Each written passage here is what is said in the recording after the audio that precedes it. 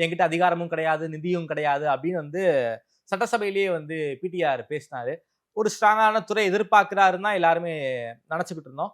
ஏன் வந்து பிடிஆருக்கு எந்த ஒரு முக்கிய பொறுப்பையும் இந்த ரீஷஃபிள்ல குடுக்கல சார்? இதுக்கு என்ன காரணம்? நான் கேள்விப்பட்டது என்னன்னா, அவர் அந்த மாதிரி சட்டசபையில் பேசுறதுக்கு முந்தின நாள் வரைக்கும் ஸ்டாலின் அவருக்கு ஒரு பதவி உயர்வு கொடுக்கலாம் தான் பிளான் பண்ணி வச்சிருந்தாராம்.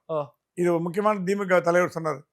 இல்லை நான் பிடிஆருக்கு ஏதாவது பண்ண, ஏன்னா ஸ்டாலினுக்கு பிடிஆர் மேலே பெரிய ஒரு மரியாதை உண்டு, உதயநிதிக்கு பெரிய மரியாதை உண்டு. அதில் ஒன்றும் குறைச்சலே கிடையாது. அவரோட நாலேஜு, அவரோட மூளை, அவரோட விஸ்டம், விஸ்தீரணம், எந்த அளவுக்கு திங்க் பண்ணுவார், லேட்ரல் திங்க் எல்லாமே டிஎம்கே. ஏன்னா இப்போ நார்த் இந்தியா மீடியாலாம் போட்டு அடின்னு அடிக்கிறார். அவரை மாதிரி பேசக்கூடிய ஆள் யாருமே டிஎம்கே கிடையாது. ஆங்கிலத்தில் பெரும் புலமை பெற்றவர், அமெரிக்காவில் 20 வருஷம் இருந்தவர்.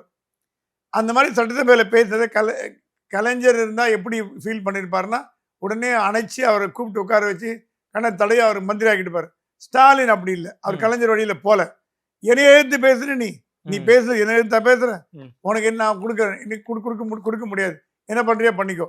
அந்த கன்ஃபரன்டிஸ் பாலிசி ஸ்டாலின் பண்றதுனால தான் பிடிஆர் கிடைக்க வேண்டிய பதவி கிடைக்காம போச்சு. சார் புக் ரிலீஸ் ஃபங்க்ஷனுக்குலாம் போனாரே சார். புக் ரிலீஸ் ஃபங்க்ஷன்லாம் போனார்.